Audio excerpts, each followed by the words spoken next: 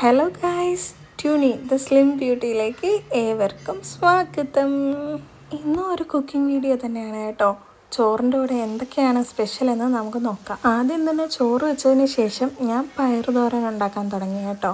ഇന്നത്തെ കുട്ടൻസ് ഇതൊന്നുമല്ല, ശ്രീകുട്ടി അബികളീനും ഇന്ന് എൻ്റെ കൂടെ പാചകത്തിനുണ്ട് കേട്ടോ. അങ്ങനെ ഒരു സൈഡിൽ കൂടെ ഞാൻ തോരൻ റെഡിയാക്കി കൊണ്ടിരുന്നപ്പോൾ തന്നെ അബികളീനും ശ്രീകുട്ടിയും കൂടെ ബീഫിനുള്ളത് അരിഞ്ഞുകൊണ്ടിരിക്കുകയാണ് കേട്ടോ.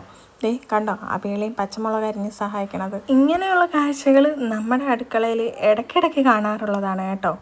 അങ്ങനെ തോരനൊക്കെ സെറ്റായതിനു ശേഷം ഞാൻ നേരെ ചീനി പൊളിക്കാനായിട്ട് ഇറങ്ങി കേട്ടോ. നമ്മുടെ ക്യാമറ വിമൻ ആരാന്നറിയോ?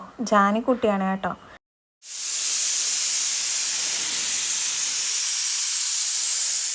അങ്ങനെ ബീഫ് വെന്തതിൻ്റെ സിഗ്നലൊക്കെ കിട്ടി കേട്ടോ.